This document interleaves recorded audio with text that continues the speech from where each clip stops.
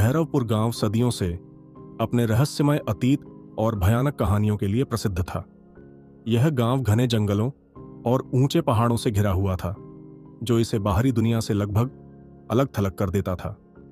यहाँ के लोग शांत और साधारण जीवन जीते थे, लेकिन उनके दिलों में हमेशा एक अजीब सा डर बना रहता था।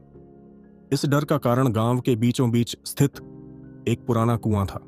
लोग कहते थे कि यह कुआं साधारण नहीं है, बल्कि इसके अंदर अंधेरे में छिपा एक खतरनाक रहस्य है। इस कुएं को लोग काल कुआं कहते थे। बुजुर्गों का कहना था कि यह कुआं हजारों साल पुराना है और इसके अंदर एक भूतिया भूल भुलैया है। ऐसी कहानियां थीं कि इस भूल भुलैया में जो भी जाता है वह कभी वापस नहीं आता। गांव के लोग इस कुएं से दूर रहने की कोशिश करते थे और अपने बच्चों को भी इसके करीब जाने से मना करते थे। लेकिन हर जगह की तरह यहां भी कुछ ऐसे लोग थे जो इन कहानियों को केवल एक अफवाह मानते थे। गांव में रघु और मोहन नाम के दो दोस्त रहते थे। दोनों ही जवान और साहसी थे, लेकिन स्वभाव में पूरी तरह से अलग। रघु हमेशा शांत और गंभीर रहता था। वह परंपराओं और गांव के बुजुर्गों की बातों को मानता था। दूसरी ओर मोहन जिद्दी और उत्साही था। उसे पुरानी कहानियों और डरावनी बातों पर यकीन नहीं था। वह हमेशा कहता, कहानी बस कहानी होती है। अगर हम इन अफवाहों से डरते रहेंगे तो सच कभी पता नहीं चलेगा। एक दिन जब गांव में बारिश हो रही थी और हर तरफ एक सन्नाटा था, मोहन ने रघु से कहा, आज का दिन सही है, चल उस कुएं के रहस्य का पता लगाते हैं। रघु ने उसे मना किया और कहा, यह ठीक नहीं है। गांव के बुजुर्ग हमें पहले ही चेतावनी दे चुके हैं। लेकिन मोहन ने हंसते हुए कहा, डर मत रघु, अगर हम डरते रहे तो जिंदगी भर कुछ नया नहीं कर पाएंगे। चल बस एक बार देखते हैं। मोहन की जिद के आगे रघु को झुकना पड़ा। दोनों ने रात होने का इंतजार किया, क्योंकि वे नहीं चाहते थे कि गांव वाले उन्हें कुएं के पास जाते हुए देखें। आधी रात के बाद जब पूरा गांव सो रहा था, वे अपने घरों से बाहर निकले। कुएं तक पहुंचने में उन्हें कुछ समय लगा। वहां पहुंचते ही उन्होंने देखा कि कुएं के चारों ओर बड़ी बड़ी घास और जंगली पौधे उग आए थे। ऐसा लग रहा था जैसे यह जगह वर्षों से किसी ने नहीं देखी। कुएं के पास पहुंचते ही रघु को एक अजीब सा एहसास हुआ। वहां का माहौल अचानक ठंडा और भारी लगने लगा। मोहन ने अपने साथ एक लंबी रस्सी और एक बड़ी टॉर्च लाया था। उसने कहा, हम इस रस्सी का इस्तेमाल करके कुएं के अंदर उतरेंगे। रघु ने डरते हुए कहा, मुझे नहीं लगता कि यह सही विचार है। लेकिन मोहन ने उसकी बात को अनसुना कर दिया और रस्सी को कुएं में डाल दिया। मोहन ने सबसे पहले कुएं में उतरना शुरू किया। वह धीरे धीरे रस्सी पकड़कर नीचे उतर रहा था। रघु ने कुछ देर तक इंतजार किया, लेकिन मोहन को अकेले जाने देना उसे सही नहीं लगा। उसने भी हिम्मत जुटाई और उसके पीछे पीछे कुएं के अंदर उतरने लगा। कुएं के अंदर का माहौल बहुत अजीब था। वहां अंधेरा था और दीवारों से पानी टपक रहा था। कुएं के अंदर एक अजीब सी गंध थी जो रघु को परेशान कर रही थी। जैसे ही वे कुएं के तल पर पहुंचे, उन्होंने देखा कि वहां एक बड़ा पत्थर का दरवाजा था। यह दरवाजा आधा खुला हुआ था और इसके चारों ओर अजीब सी लिपि में कुछ लिखा हुआ था। मोहन ने दरवाजे को ध्यान से देखा और कहा, शायद यह वही भूल भुलैया है जिसके बारे में लोग कहते हैं। चलो अंदर चलते हैं। रघु ने डरते हुए कहा, यह सब ठीक नहीं लग रहा, हमें वापस चलना चाहिए। लेकिन मोहन ने उसे अनसुना कर दिया और दरवाजे के अंदर चला गया। दरवाजे के अंदर एक लंबी सुरंग थी।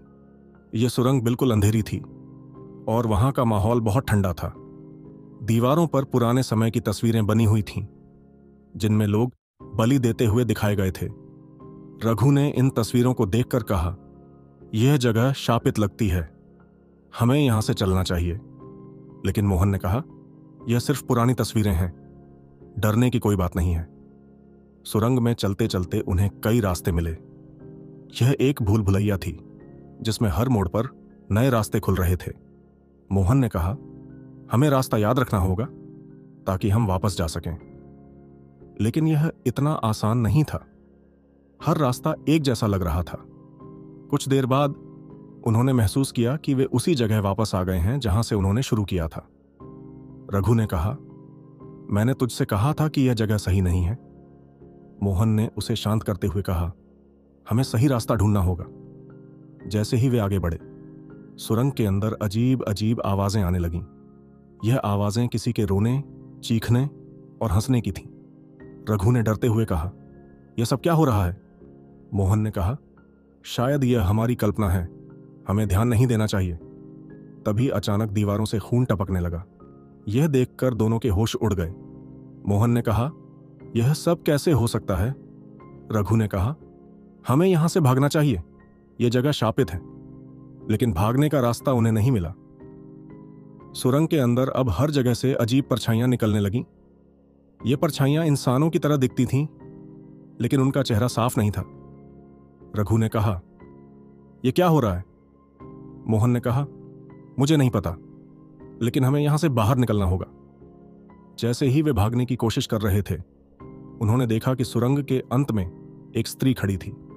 वह सफेद साड़ी पहने हुए थी और उसके बाल खुले हुए थे। उसका चेहरा झुका हुआ था। मोहन ने कहा, शायद वह हमारी मदद कर सकती है। लेकिन रघु ने कहा, नहीं, यह सही नहीं है, हमें यहां से भागना चाहिए। मोहन ने उस स्त्री की ओर बढ़ने की कोशिश की। जैसे ही उसने अपना सिर उठाया, उसका चेहरा देखकर दोनों के होश उड़ गए। उसका चेहरा सड़ा गला था और उसकी आंखों से खून टपक रहा था। वह जोर से चिल्लाई और पूरी सुरंग उसकी चीख से गूंज उठी। दोनों ने भागने की कोशिश की, लेकिन सुरंग की दीवारें अचानक बंद होने लगीं। जमीन फिसलन भरी हो गई और वे गिर पड़े। उस स्त्री ने अपनी लंबी भुजाएं बढ़ाई और उन्हें जकड़ लिया। दोनों ने चिल्लाते हुए कहा, हमें माफ कर दो, हमने यहां ना आकर गलती की है। लेकिन वह स्त्री उन्हें खींचकर सुरंग की गहराई में ले गई। उनकी चीखें धीरे धीरे शांत हो गईं। अगले दिन गांव वालों ने देखा कि कुएं के पास खून के धब्बे थे, लेकिन रघु और मोहन का कोई पता नहीं चला। गांव वालों ने उस कुएं को हमेशा के लिए बंद कर दिया। लेकिन कहते हैं कि आज भी अगर आप रात के समय उस कुएं के पास जाते हैं तो आपको अंदर से चीखने चिल्लाने की आवाजें सुनाई देंगी।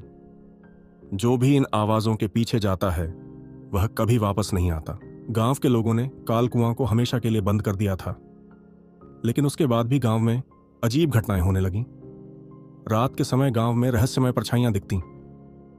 लोग कहते थे कि रघु और मोहन की आत्माएं अब भी उस भूल भुलैया में फंसी हुई हैं और उन्हें शांति नहीं मिली।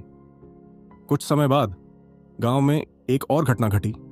एक दिन गांव का ही एक युवक अर्जुन, जो शहर में पढ़ाई कर रहा था, छुट्टियों में गांव लौटा।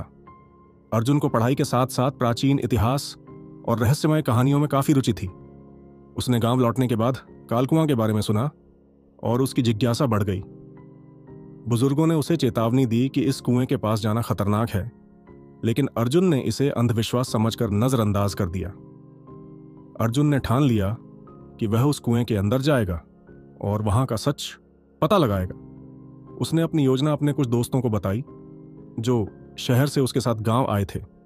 उसके दोस्तों में से एक, करण, ने उसे समझाने की कोशिश की। अर्जुन, यह सब पुरानी कहानियां हैं। लोग इन कहानियों को बड़ा चढ़ाकर बताते हैं। हमें यहां खतरा मोल नहीं लेना चाहिए। लेकिन अर्जुन नहीं माना। उसने कहा, अगर हम डरते रहे तो सच कभी सामने नहीं आएगा। मैं जानना चाहता हूं कि इस कुएं में क्या है। अर्जुन ने अपनी योजना के अनुसार एक रात चुनी। वह अपने दोस्तों के साथ कुएं के पास पहुंचा। यह वही रात थी जब चांद आधा था और गांव में चारों ओर सन्नाटा था। अर्जुन के दोस्तों ने उसे रोकने की कोशिश की, लेकिन वह अपनी जिद पर अड़ा रहा। उसने कुएं के ऊपर रखे पत्थरों और मिट्टी को हटाया। जैसे ही उसने कुएं का मुंह खोला, एक ठंडी हवा का झोंका बाहर आया। यह हवा इतनी ठंडी थी कि अर्जुन और उसके दोस्तों को झुरझुरी हो गई।